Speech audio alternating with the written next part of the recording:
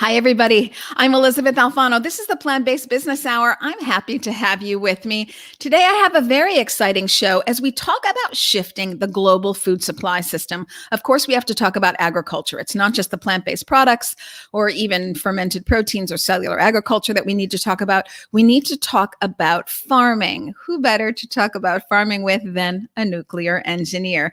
He also happens to be the founder of Sweet Farm and the Sweet Farm Foundation. I want to bring on my guest today, Nate Salpeter. Am I saying that correctly? Yes, you are. Yeah, it depends on what part of the world you're in as to the pronunciation, but you nailed it. I was about to say Nate Salpeter, but I didn't want to go out of bounds. So no, you're all good. I'm glad to have you with me today. I see that gorgeous background, which is, everybody, a real background. That's your life. Yes. Yeah, that is Sweet Farm right behind us. Look at at least that. part of it. Wow, so beautiful. And you've got gorgeous weather there today in Northern California. And you're right outside of San Francisco, correct? Correct. Yeah, we're about 45 minutes south of San Francisco, right along the Pacific Coastal Highway. So you might hear the ocean in the background here today. Wow, so beautiful. So I have to get up and visit. Okay, before we talk about Sweet Farm, or maybe while we're talking about Sweet Farm, let's get into your life, which is this unique juxtaposition that you still do today of nuclear engineering. And then you have the sanctuary that is Sweet Farm, and they're in the foundation. But you also invest out of the Sweet Farm Foundation and other things. I don't want to get ahead of myself. So tell me about the dual parallel of your life. Yeah. So, wow. It's, I guess, oftentimes when people kind of go through life, they hit forks in the road and choose one or the other. Both my wife, Anna Sweet, and I, so of course, that's where the namesake of the farm comes from. We hit these forks and we end up going in both directions, and then it forks again from those, and we go in those four directions, and then it forks again. And before we knew it, all of these things start to intersect back with one another. So my background is in climate technology. I've been working in the space for about 13 years. I worked at Bill Gates' nuclear startup TerraPower for about 6 years before my wife Anna and I moved to the Bay Area to follow her job opportunity. So I still work in the nuclear space. I still worked with them after we left. But it's interesting that our journey to this point was really around, for me personally, it was an awareness and personal action that I wanted to take to leave the planet better than I arrived on it as. So in the nuclear energy space, it's around, predominantly, CO2 emissions and impacts on, waterways and all these other things, and air pollution, of course. So strong awareness around conservation and environmental best practices. Anna and I, we were in the Seattle area working. We were doing some volunteer work in dog and cat shelters, helping organizations increase their efficacy, increase their throughput through strong narrative and storytelling. So if you can tell the story of the animal, it increases adoption. Orders of magnitude, right? So, you tell the story of Bogey the dog, who they've been having a hard time, for 9 months adopting this dog out. We take the dog in, tell the story online, over 2 weeks. Bogey likes going to the beach. Bogey, really it's about personifying these animals that have so much, personality behind them. And then within a week or two, they have a line out the door, because people made this connection. Well, that's not that different than what we are trying to do in the sanctuary space, of getting people to make these connections. That said, that is just a piece of what we do at Sweet Farm. But yes, to this date, still doing tech work. My wife, Anna, she works in the video game space. She's the CEO of J.J. Abrams' video game company, Bad Robot Games. So she runs circles around me. So we really started this project around, let's drive impact in a way that is complementary of amazing organizations that are already out there doing awesome work. We wanted to really fill the white space and address these issues in a way that is super important. And of course, the food system is a system. Our whole organization is built around addressing, driving systematic change by creating a system here on the farm, which interacts with one another, and we can actually use that as a showcase and as a platform, and as an incubator for amazing technologies as well.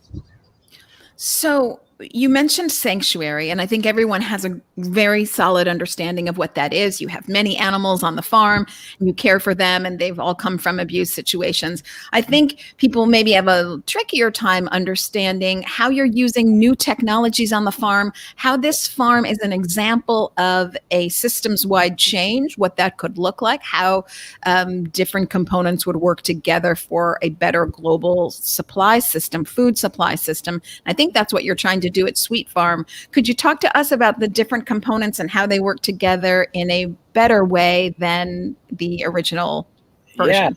Yeah, absolutely. And one of the things about Sweet Farm is we are in a very unique location. We are located just outside of Silicon Valley, so I don't want to lose sight of that. But we're also in California, big agriculture state, and Yes. So the way that we view impact, our impact verticals are three key areas. It's education, inspiration, and innovation, right? So you have to educate around what are the issues and why are they important. You have to inspire action and change. And those two, by the way, that's not just educating kids and parents and other educators. It's educating politicians and CEOs and driving change, across the next generation, all the way up through current decision makers, and everywhere in between. And that, of course, includes the consumer base as well. The third component is the innovation piece. So this is innovative products and technologies that make change in people's daily lives, or change in the corporate world or the farming world. It really aligns triple bottom line practices. So that's aligning of prosperity, planet, and people.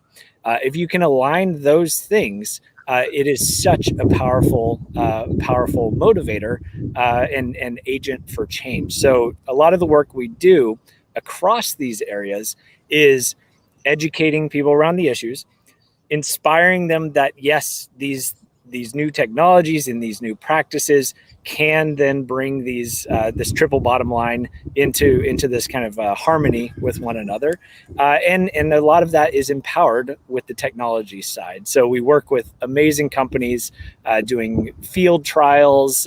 We do pilot projects out here at the farm with these companies, and then we also do a lot of things like pitch events where we're bringing in outside investors from the normal sort of good old boys club that are like always in the room with these same things. We want to bring in investors that don't necessarily know about this space. We want to get them excited about it, so when they spin up their next fund, it does have food tech, ag tech, and they're then putting money into these transformative spaces as well.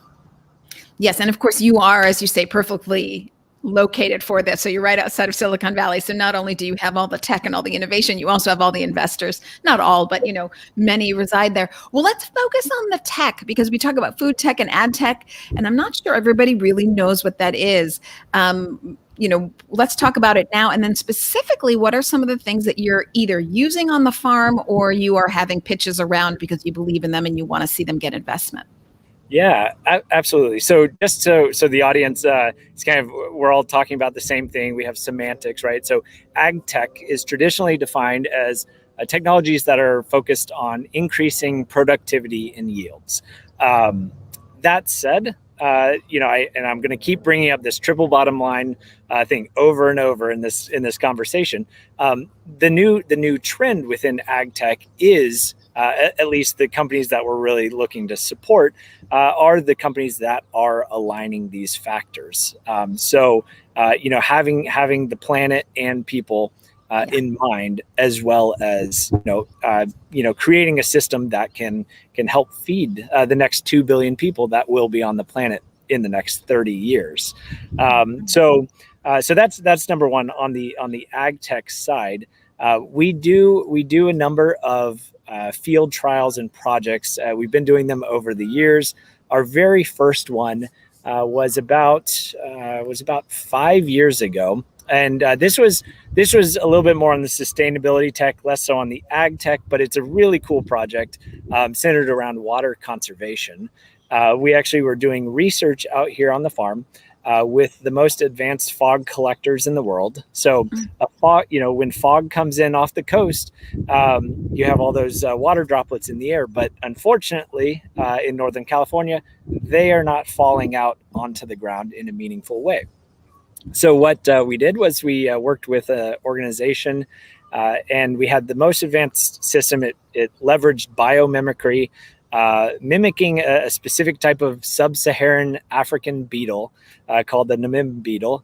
And basically, these nets collected water droplets on the filaments, condensed them out, and then we collected that water.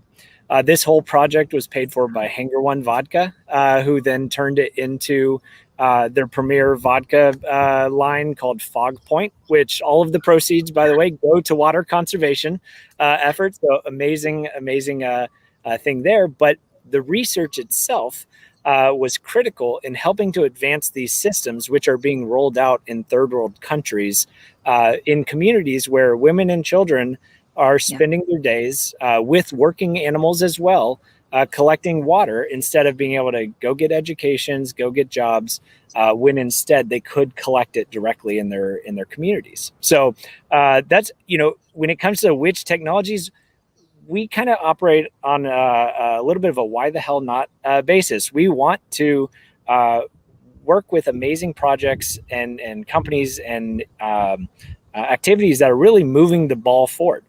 So Sweet Farm's mission statement is we are a nonprofit organization dedicated to creating a compassionate and sustainable world, right? That is a broad statement, very broad, right? Broad statement. And one of the benefits, one of the beauties around the team that we have at Sweet Farm is, we have a very nimble, agile team that we can adapt to new incoming projects and very quickly execute in a meaningful and impactful way. So you must have a team of engineers then who are also farming with you and taking care of the animals, because they have to be able to adapt to these new technologies that you might be using sort of as an incubator for at Sweet Farm. Well, not everyone is necessarily a formal engineer, but we all definitely have a different mindset in how we're thinking about systems. The team that we have out here at Sweet Farm, and that, by the way, includes our incredible volunteers and supporters as well, right? We're all part of the team. We're all in this with a systems point of view and how these things connect to one another. So we talked about plant-based agriculture. How is that system linked to animal agriculture, right? A lot of people who have even been plant-based, and vegan for their entire adult lives don't realize that plant-based agriculture, including especially organic agriculture, is largely propped up by animal agriculture. So fertilizers, for instance, largely come from bone meal, blood meal, feather meal, fish meal, manure, right? And those commodities, those products come directly out of animal exploitation. So what Sweet Farm does is we have a practice called veganic agriculture. It is a practice that was largely codified around 20 years ago. There's a practice or a document put into place, and we are working with different organizations as well to update these as well to incorporate sanctuaries into this. Because at a sanctuary, of course, our animals are producing manure. It would be carbon. It would be a huge waste of resources, as well as carbon positive, to ship it off to the dump. So we do incorporate that back in, but it is not our primary nitrogen source. We get that from other biocyclic processes, cover cropping, and other beneficial processes that we can incorporate into our ag program. So in that regard, we are serving as a little bit of a demonstration that you can turn your soils around using these practices. We are learning an incredible amount through this process. In many ways, we're taking a page out of the Rodale Institute in terms of like setting up experiments of like, oh, this is working and this is not. That is valuable information we can share. So let me just head back to veganic farming again, because I think you've sort of dropped a bomb on people. A lot of people don't realize that, of course, their plants are grown. So plants, and then that means their plant-based foods are grown with animal manure, and that animal manure is coming from factory farmed animals. That's where it gets made, if you will, for lack of a better expression, and then turned into manure. So if you are doing veganic farming, tell me then, where are you getting your nitrogen source exactly? Yeah, absolutely. So this is a really fun one. A couple of places. One is cover cropping, which is a well-established process by which you're planting during the off season. You're planting legumes and other nitrogen fixing crops. So your winter rye and your bell beans and other things on the ground, in which you then work back into the soil. So you can then cut it and then lay it down in ground mulch with that. It's a great weed suppression process, by the way. So that we don't do spraying and we're not using harsh chemicals. We're not using herbicides out here. So that helps in that regard. That is a very scalable process. And it's something that is done at scale in many places, not all places, but in many places. For our compost program. So we do have a robust compost program out here, which we also do seminars for corporate groups and different organizations on it. But we actually integrate in the shavings from our barns, right? Our animals have bedding in their barns. So that adds a carbon source. We also integrate in something called biochar, which we have a tech partnership with a company called Bioforce Tech. We did their very first field trials 4 years ago, integrating in basically it's these little pieces of charcoal that the wastewater. I'm going to go deep tech here first. So hold on. Have at it. Okay. So basically, the wastewater treatment process, right? There's biomass involved in it. The biomass traditionally would be dried, compacted, and then either thrown in the dump, or it would be dried and then transported and then put onto crops in certain places.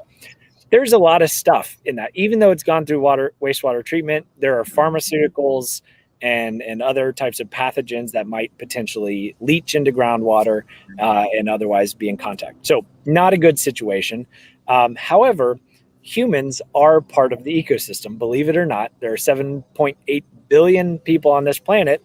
And for whatever reason, people have started to draw the boundary of plant-based ecosystem with just the plant, right? They say, okay, here's the plant, here's nitrogen sources but what's not accounted for is the fact that humans are going in, picking the tomato, eating the tomato, and then guess what? We have our own outputs as well. So if you look at historic cultures, you have a bunch of different Asian cultures that have traditionally used what's called night soil, which is pretty much what it sounds like if you spell it Knight, night soil. As the troops were coming through, there was effluent, and that ended up they reuse it out in the fields. Well, that practice is largely what is one of the aspects that largely allowed the same land to be farmed for 4 millennia without degradation of soil. But then if you look at the Roman Empire, who are they're largely credited with inventing plumbing, they pumped it away, right? They pumped it away and it becomes somewhere else's problem. And that product, and there's a book called Dirt that covers this pretty widely. Um, this reduction of sort of a cyclic process in their agriculture process led to a degradation of soil, degradation of production, and as a result, the empire had to expand to feed its population. That expansion, of course, being credited with its collapse.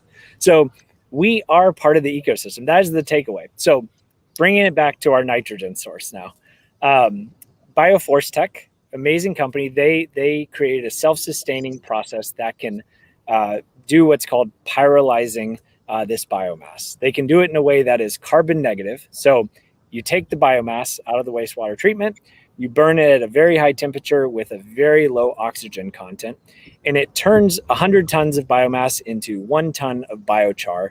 And it breaks down all of the pharmaceuticals, all of the pathogens, all of the polyfluoral alkyls, the nonstick coatings on your pans.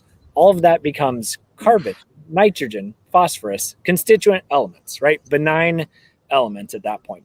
And the carbon source becomes a great water retention device when you integrate it into the soil.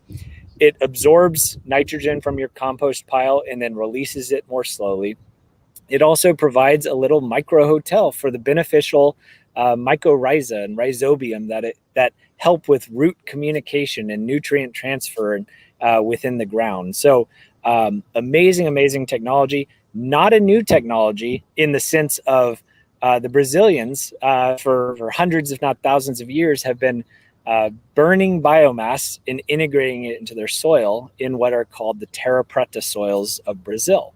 But Bioforce Tech has developed a way to do it that is self-sustaining and carbon negative. So we did their very first field trials, and we've been helping them, grow and expand as a company, and integrate into municipalities all over the country and world. Sweet Jesus. Okay, I'm going to try to recap that for people because it just dropped so much on us. I think what I've taken away from this, and of course I'll have more questions, but we can repurpose some of these awful chemicals, which we need to do anyway, and use them to our own benefit to sequester some nitrogen for the soil, as well as we ourselves have an output. And there is, history that we're getting today from our nuclear engineer to doing that in civilizations prior, and perhaps even some still today. So there are other options than animal manure. If I've gotten that right so far, as gross oversimplifications. Yeah, I mean, the technology is really about breaking down these chemicals and eliminating them from the environment. That's a big piece of it. And then the other piece of the nitrogen biocyclic process that we're integrating out here, and this one's really fun, is we have a pond out here where we have a whole bunch of rescued ducks and geese. And then a bunch of wild birds live on it as well. And on that pond, so first of all, they all poop into the pond, which of course increases nitrogen and phosphorus content in the water. If you increase that content too high, you get you basically eutrophy the water. So if you've ever driven by a body of water and it smells like fish because of a fish kill, it is largely because that body of water has been eutrophied due to excess nutrient runoff. So whether it's from your fertilizer you're putting on your lawn or nearby farms, basically it causes an algae bloom, which then leads to oxygen disparity, and it can't support the life in that water. So what happens out here at Sweet Farm? We have this body of water that is our agriculture pond for irrigation, but it's also the living space for all of these rescue animals. So they're pooping in it and enjoying their time, and it's creating a lot of nitrogen content, and that subsequently leads to a bloom of aquatic plants. So at first we were like, oh my gosh, okay, this is a big problem. We now have duckweed. It's called duckweed. It's a tiny little floating aquatic plant. It's actually being used in plant-based dairy now. Yeah, right. Yeah, absolutely. Exactly. Yeah. Also known as water. Yes, water lentils. Yeah, absolutely. Yeah. So at first we were like, okay, this is a problem. We need to get rid of it. Then we start doing some research, and we realized that it is now recognized as a high nutrient or high nitrogen source. So there's research as recent as 2019 showing duckweed on its own being applied provides upwards of 2 times the amount of nitrogen as compost. Wow. So we actually are now intentionally growing it and extracting it from the pond at a prescribed rate, integrating it into our compost program. So it boosts the nitrogen levels, it boosts the moisture content in it, and it gets that green. So you have to mix green and brown in your compost piles. That's a key thing. Um, and so all of a sudden, it creates this way that we're simultaneously cleaning up our waterways, increasing nitrogen content for integrating into our ag program. And we are in California. Water is an issue. This Right. floating aquatic plant covers the surface, or at least a good portion of it, thus reducing evaporation of that water. So it's like this, we created this like cyclic process that is just extremely beneficial to what we're doing out here. And we're hoping other people will replicate it. Yeah, so you can see how fascinating Sweet Farm is because it's a sanctuary, which is so wonderful. And we will show pictures of the animals in just a second. But it's also this incubator for food technology, agricultural technology, so that we can support a shifting global food supply system. You can't just have different products. You have to actually change the supply system all the way from the beginning, changing indeed how you farm. Let me ask you, because we are also mission aligned and all my listeners are as well. Thank you, listeners. But not everyone getting into ag tech is looking for the same outcomes. You defined ag tech in the beginning as just having higher end products, getting more yield. So that can mean a lot of different things to a lot of different people. Not everyone's interested in a mission aligned yield. So Right. I'm wondering what you're seeing in the investment world. Are more people putting this together that we need to have a holistic perspective, or what are you seeing? Yeah, so it's a little bit all over the place, and there's a little bit of geographic dependency as well in Sure. terms of which technologies you're seeing come out of where. That said, there are amazing mission aligned people all over the world, so it's Yeah. not. And I think that's a very important factor in terms of when you're looking at where you are investing. Uh, don't draw a 50-mile radius around Silicon Valley. These are global problems. They're going to have solutions that come from all around the world. Of course, in Sweet Farm, we've been involved with companies from all around the world, helping them succeed as well. So when it comes to trends in ag tech, we are very very interested in helping companies that are aligning these different aspects. So one of the companies, amazing company, we did their very first both 2 years of field trials out here. A company called Interplant, and they actually created plants that talk to scientists, talk to the farmers rather.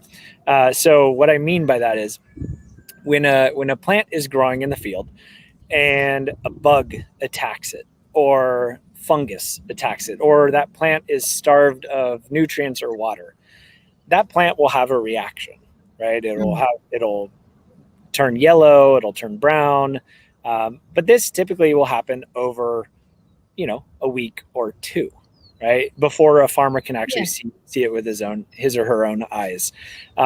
Instead, if you can take this response of these plants and you can develop a way to amplify that response and detect it, so you have to have the detectors as well, you can now detect within hours fungus stress, right? So what does this mean? Why are we super excited about this?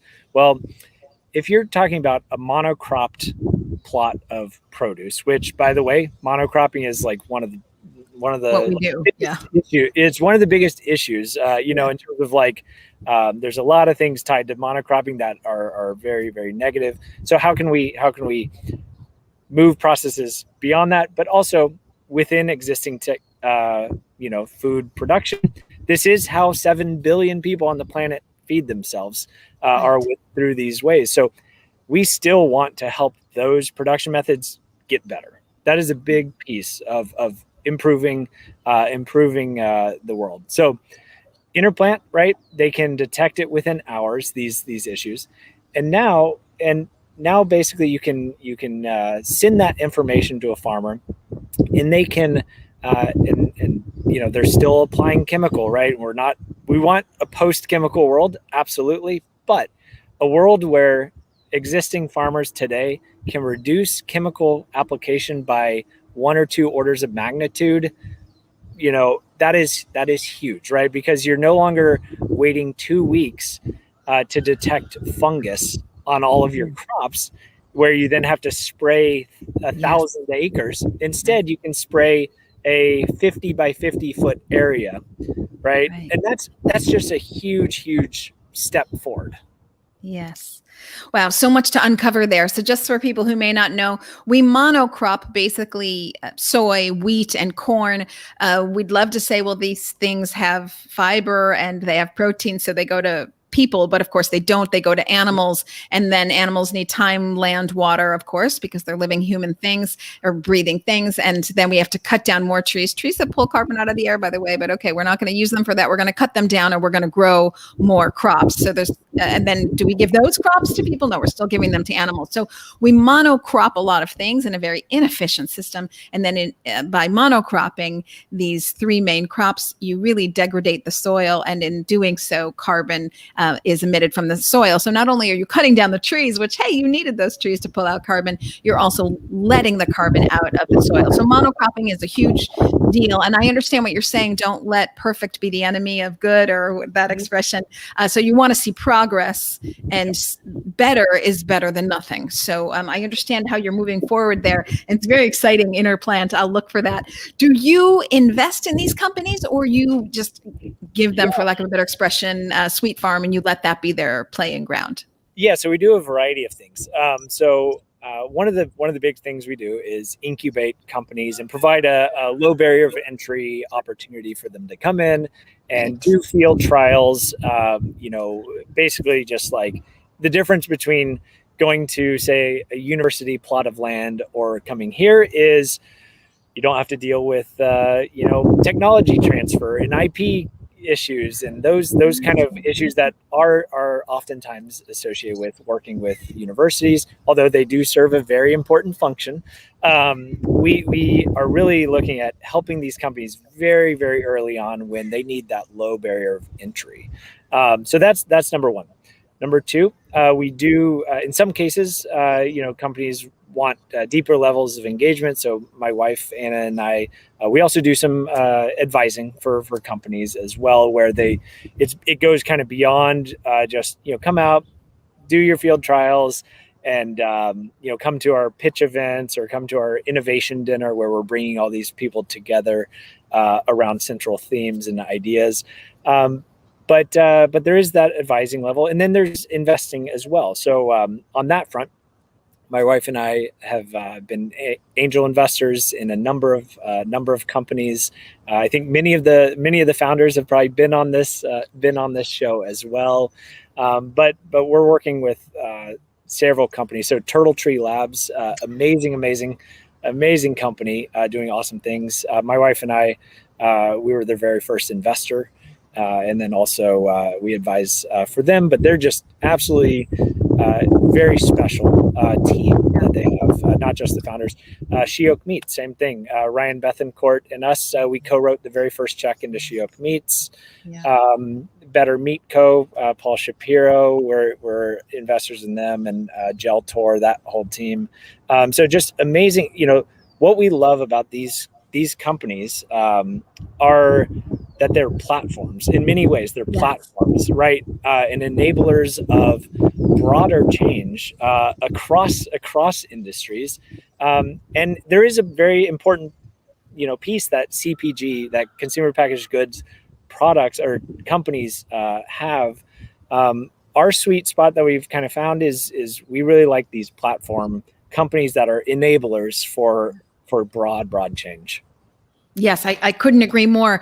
And I do think that, if you wait for governments to get involved, oh gosh, you're going to be waiting a long time. Change comes from the bottom up. It comes from consumers and usually private equity. And that vision for change, usually with a mission in mind, which is where we all sit. But governments do have a role. And I'm wondering if you work at all with the UN or World Economic Forum, these sorts of things. Yeah. So during the transition, the Biden-Harris transition, we did some chats with USDA transition team around things that really need to be advocated more for and pushed towards, primarily in the amount of funding and resources and also expertise that they're bringing in house. From the private space, everything from investors to entrepreneurs, and what can the government do to encourage this innovation? So if you look at countries like Singapore, their 30 by 30 initiative is a perfect example of why is there such a food tech boom going on in Singapore. It's largely driven by the need for food independency. And of course, the government went, headfirst into, in a good way, headfirst into providing government support, government matching, research support in these spaces. And it's no wonder that you have turtle tree coming out of there, shiok meats, just with their cellular ag stuff being the first in the world to be sold on a menu. No surprises there. So we pick up some of these examples, we bring them forth to the right people, and then also draw parallels between other government agencies. So I work in energy. I've been working with Department of Energy for years and years now. They pump 12 to 15 billion dollars a year into research into technologies that will reduce carbon emissions. Whereas last year in the plant-based and cellular ag space is just like a handful of millions of dollars that were put into that research. And yet that kind of research support is the low-hanging fruit right now. So we kind of draw these parallels, and try and do it from a position of, your administration wants to hit their marks. You need to use all the knobs and all the tools in your arsenal. Yes, not to mention that so much to unpack there as well. Just to go back for a second, 30 by 30, what Nate's referring to here is that currently Singapore imports 90% of its food. I probably don't need to tell everyone here that COVID was a huge tailwind for people to start worrying about where their food comes from, because the food insecurity issues and the weakness of the food supply chain was made so readily available, as some countries couldn't get food. Some islands in particular also couldn't get food. And so Singapore really head on said, we want to import 70% instead of 90%. We are going to make 30% of our own food by 2030. And they've really gone forward with a lot of support. I look at countries like Israel that does such a great job between government, private innovation and entrepreneurs and universities. And they have that lovely triangle that works together.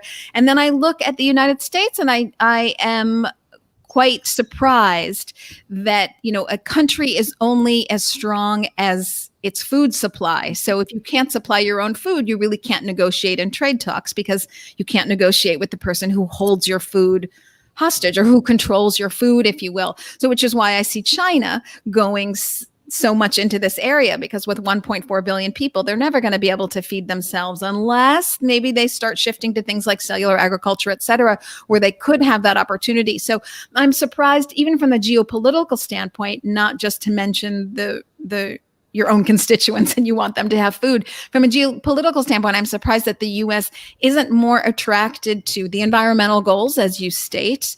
We spend so much on energy and we don't spend that much on food, which if you address the food supply system, you would immediately take care of those environmental goals. The current animal agriculture system being the leading source in the environment and degradation and climate change. So there's that, but then also just the political power they're in. So I think I might have this wrong. I know the Biden-Harris administration has been looking to increase this, but prior to that administration, I think there was only $3.5 million given to the University of Davis, University of California, Davis.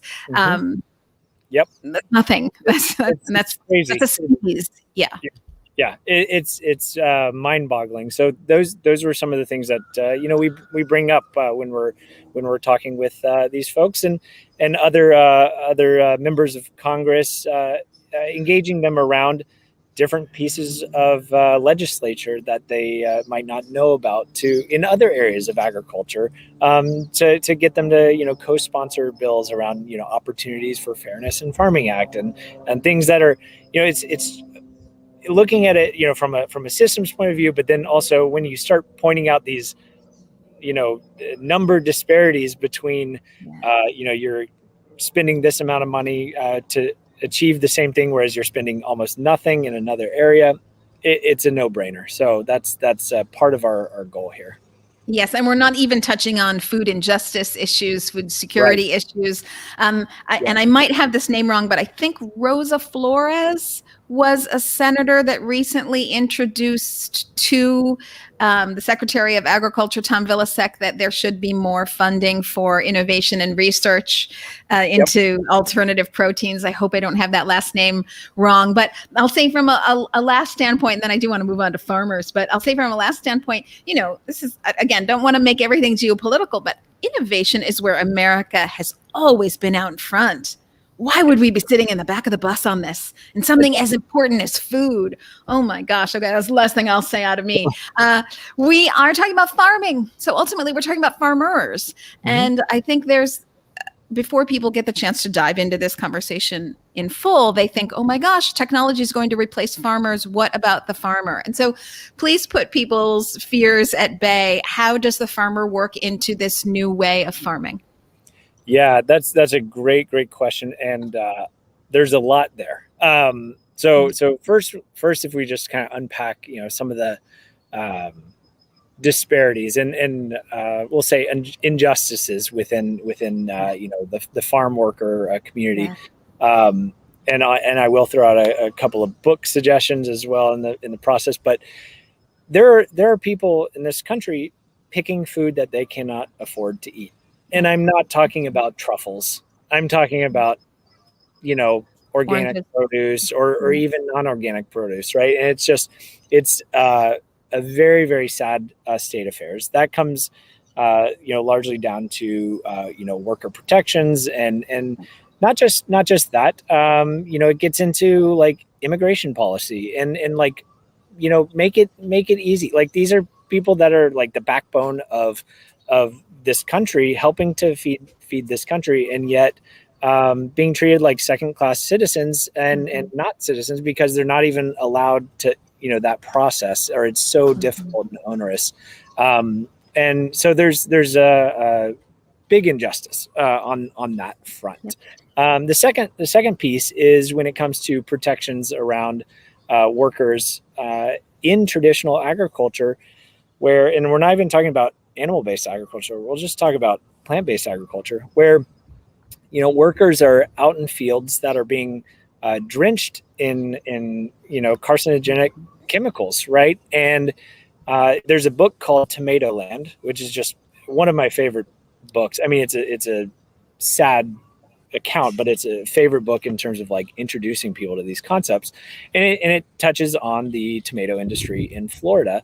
And through direct accounts, and it talks about whole groups of workers going home literally dripping with chemicals, whereas the farm owner is in the tractor and gets one drop of the chemical on their bare skin and is immediately evacuated out of there on the back of a pickup truck to receive treatment, right?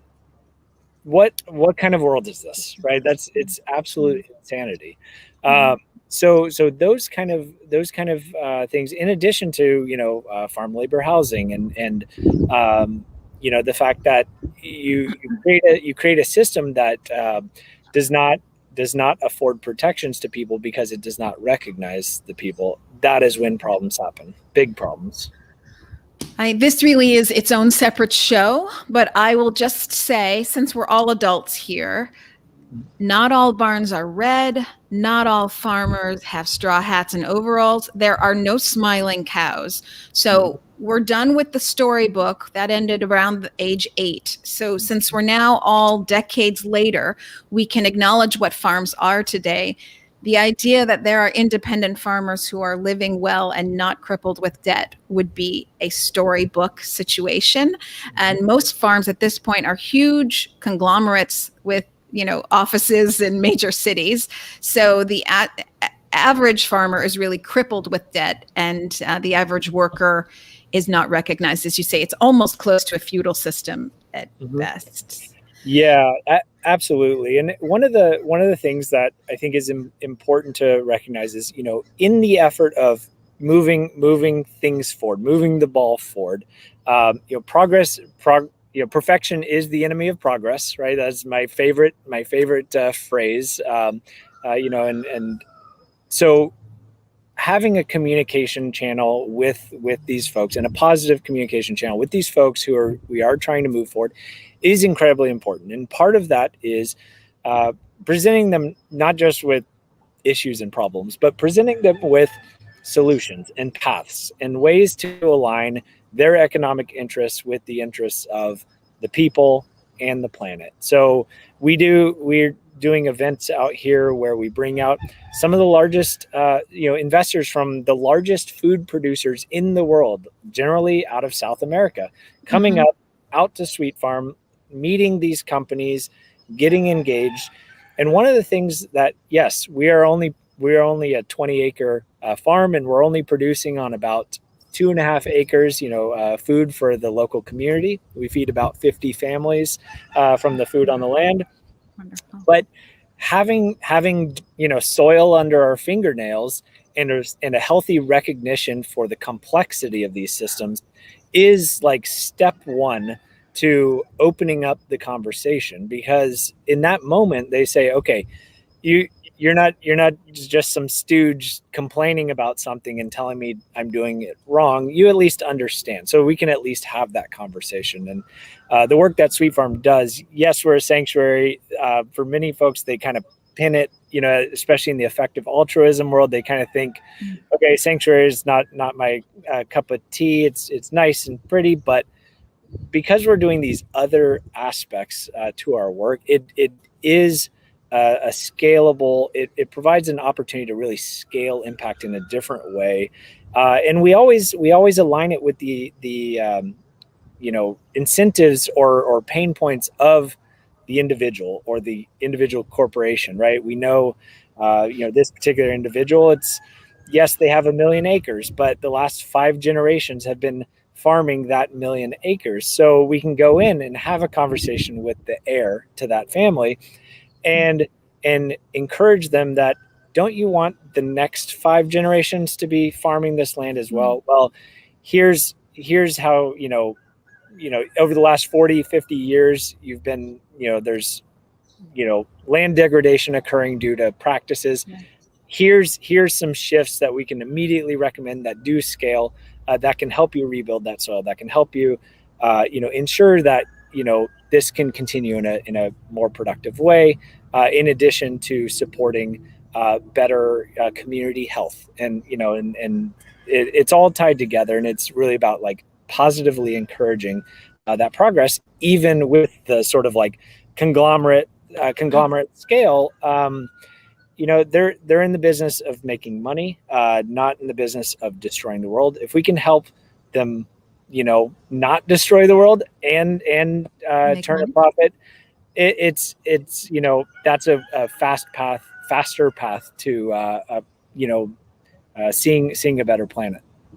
Yes, I love what you say, because I don't want my negativity about children's storybooks to imply that I don't love people making money. I love people making money. And I think most people would take a better solution if they knew that one existed. So I was going to ask you, is it hard to get people to consider to switch over? But I'm not going to ask that question. Instead, I'm going to say, is what you are proposing more efficient? Because business loves efficiency. And as we talk about these large farms, they are indeed businesses. Business and the market love efficiency. So what you're proposing is a better use of resources. Therefore, I'm going to guess, but I want to hear it from you. Is it more efficient? Yeah. So farming is a very fickle business. It is land dependent, climate dependent, crop dependent, economy dependent. All these things are tied together, right? So there's a book called Growing a Revolution, which does talk about certain practices that are fairly rudimentary, not high tech. This is tied in with work that the Rodale Institute has been doing for years and years around ground mulching, growing your cover crops, and then not tilling it in, but instead rolling and crimping it so it lays down this cover crop, and it creates a weed barrier, but it retains moisture. And what they found in this research, and Growing a Revolution covers case studies of this, of over a certain number of years, yields increase vastly, and inputs drop. So inputs drop, meaning more money in the pocket of the farmer, right? Because they're paying for less chemicals. It means less chemicals in the waterways and less environmental damage that's impacting the local communities and the farmers. And ideally, more money for the farmer also means better distribution to the people that are helping enable it. That, of course, is a social problem, and that's something that's like strong encouragement around like mentality shift, but it's a lot of positive directions for like a very simple solution, right? Yeah.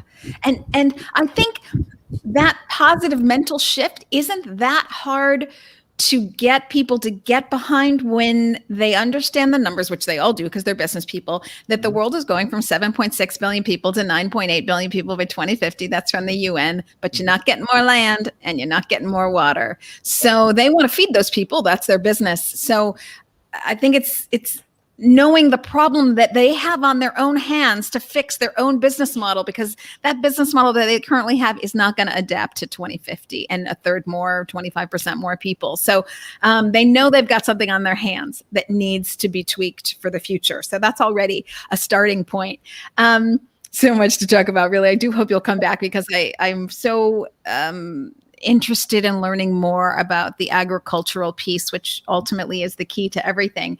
But maybe I'll switch the conversation and ask you, from where you stand, where do you think we're going in, let's say, the next 3 years? I used to ask this question for 10 years, but forget it. The world's moving too quickly. Where do you see us in the next 3 years? Yeah. So next 3 years. Well, you do see some fundamental shifts with, and I kept saying, I warned you, I was going to come back to triple bottom line a couple of times. So you do see this much more around planet, people, and prosperity being aligned. But it's, there's a lot of basis around people's desire for convenience, locality, eco-conscious trends. Of course, that let's call it for what it is. There is certainly that's not available to everyone. Right. So I think it's important that we're looking at solutions that don't just focus on those aspects, but are beyond. So what you see, my trend, my prediction here, 3 years from now, of course, continuation of the plant-based trend. We will see more things come on the market in the cellular agriculture and fermentation-based space. Absolutely, we're already seeing fermentation already hitting the market in a big way. Cell-based in the next 3 years is going to be such an exciting time, and you see in the investment space, right? Like Motif just announced their mega round. Other companies are raising incredible rounds right now. So there's an excitement in the investment community. But I think from the plant-based, we'll just talk plant-based foods and fermentation-based foods for a second. I think one of the biggest trends we will see, and there are companies that we're already working with and helping that are really centered around, we'll just say like culturally or geographically relevant foods. Okay, so a move from, we've done the burgers and love, absolutely love, Impossible and Beyond, and love these products, and we've done the dairy and with Oatly with their IPO and just incredible stuff. Now you see a move into neck meats with their plant-based yakiniku and Japanese grilled meats, right? You have Chef Chew from Something Better Foods with Better Chew, which is a amazing plant-based product with the rib, plant-based rib meat that actually you can refrigerate it and come back to it and eat it. And I'm from the South, so I grew up eating ribs, and it was something that I missed from like a memory kind of perspective. You have products that are now really expanding, really getting in onto shelves that address other areas outside of the barbecue and the cereal bowl and the cooking ingredient space. It's now addressing these other areas. So I think that's going to be a huge trend in the space. In the ag tech space, I talked food tech. In the ag tech space, I think there will be a large surge of companies that are focusing on data generation. So companies that are solving a problem but simultaneously generating vast quantities of data. And I'm not talking about like wear tinfoil hat because they're watching you kind of data. I'm talking about like learning about plants in microclimates and increasing productivity by just better understanding what the land does, how it behaves in the context of certain crops. So Interplant, of course, doing that, but then there's companies that are doing automation out in the field. There's companies that are doing automation in the warehouse. So 1.1 is a company doing vertical farming that heavily automated and collecting information along the way. They're just one of many, but great founders of that company as well. So I think that's going to be a trend in a lot of these things, and this is consistent across like vertical farming as well as cell based and fermentation based. Is it enables forward looking? It enables that locality. Being able to have a vertical farm within a city, right? To be able to source the lettuce locally, or your fermentation, factory, or your cell ag line. Of course, that's a little bit further down the road, but achieving that locality is going to be an incredibly exciting process to watch happen. Yeah, I am very excited about this because what I'm hoping for from AgTech is previously it was how can humans control the earth, suppress it, constrain it, make it work for them. And I'm looking for AgTech to help us rediscover the earth, rediscover its power, its inner workings, its system. You talked about running systems well. Well, nature is the best systems runner ever. So I'm looking for that respect that we've lost for the earth to come from technology. And it's a conversation we're not going to have today because there's so much to talk to you about. But technology in our food, a lot of people hesitate with that. And yet the fact is we've always had technology in our food. That's why we're allowed to monocrop and we've got these super seeds, et cetera. And it can be nefarious or it can be used for great progress. And so I'm really looking for that technology to reopen the world's magic, the earth's magic back to us. So, Godspeed. Absolutely. And this is an area that we're super excited about. We've been involved with for a long time. Energy is a space that I near and dear to me as well. So as a product of that, the natural evolution is, spinning up a fund. So we've been putting something together as well on that front to be able to extend the work that we're doing in a number of ways and help these companies that are special in a number of ways. And I think just seeing them come in and they're approaching us because of the way we're looking at the system and the way that we can actually help elevate them in a number of ways. Where we think it's a great opportunity to create this symbiotic relationship and help enable these companies to go out and change the world. So a really exciting time on that front.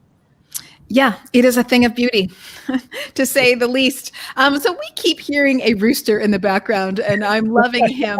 I'm going to go ahead and share my screen so that I can show those watching what you have, some of the animals that you have at Sweet Farm. So let me do that for a second here. I just want to show some of these sweet faces of the ambassadors, as you say, that have been rescued. Kevin the pig, Gizmo, just so wonderful, which I believe is a cow. I see that beautiful face.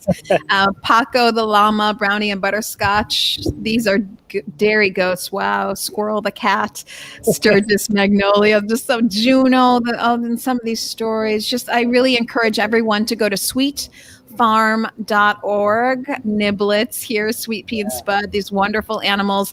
So who's the rooster that we hear so much? Is he part of the rooster crew? Yeah, I think that may be Cluck Norris or Gregory, one of the two. But and there is a way that people can meet these animals and learn about them and learn about what you can do in your daily life. So Sweet Farm, we were the creators of the Goat to Meeting program. As you can see it right there on the top of the website.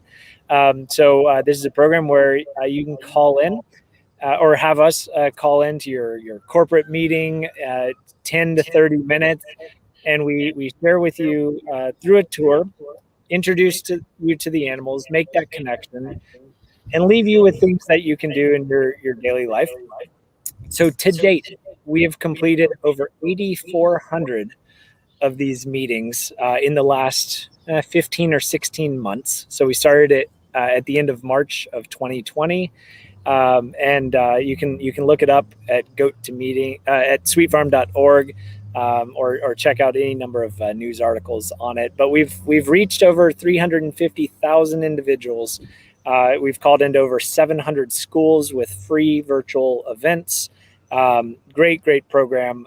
Easy way to get connected and learn a few things and introduce your friends and colleagues who might not yet know about these issues. But we always do it in a way that is positive. It's for many people a first touch moment.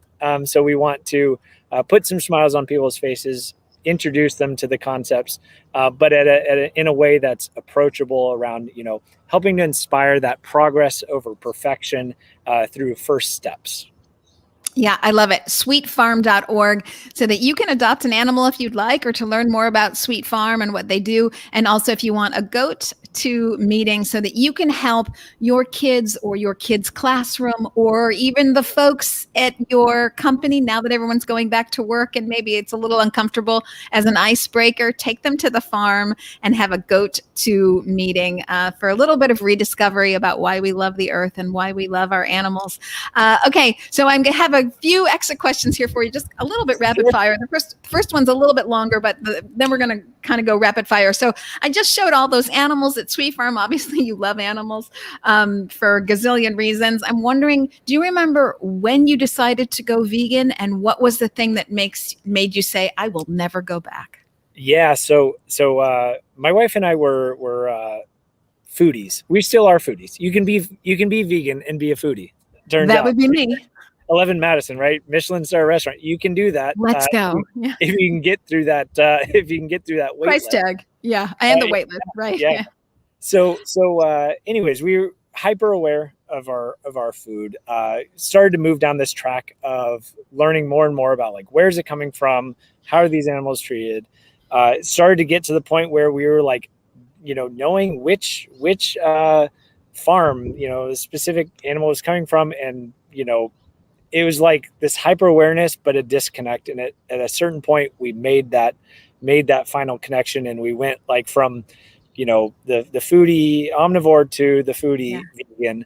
That was 6 years ago, right around the time we moved to the Bay Area.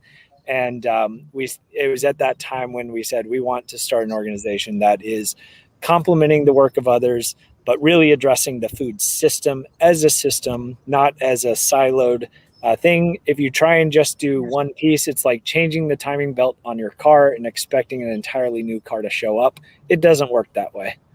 Yes. I just love what you say there. And I love that, of course, as an engineer, you see it this way. You really want to change the whole system. And that's why on the show, we talk a lot about the entire global shifting food supply system, which is what we all want ultimately for our kids, ourselves as well. But really, if you're looking at future generations, your kids, your family, the planet in the future, you have to I encourage everyone to look at it this way. Okay. Now our rapid fire questions.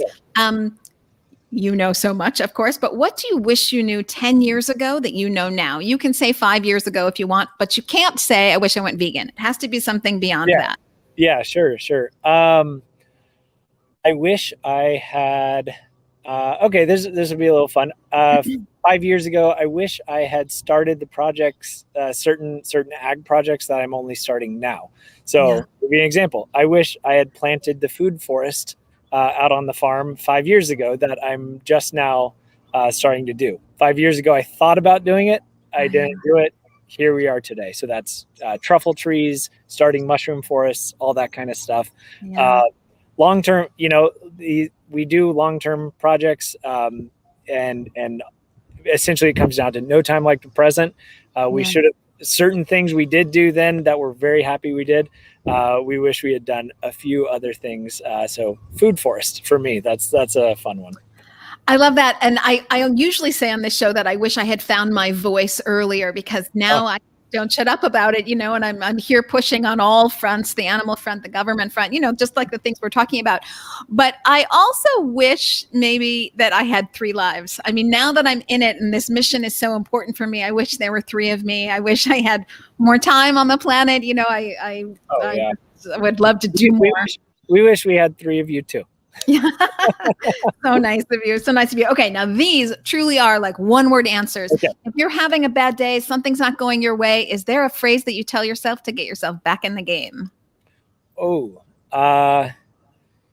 Perfection is the enemy of progress. Because usually that's perfection is trying to do that. That's what usually gets me in the dumps, is trying to overthink it.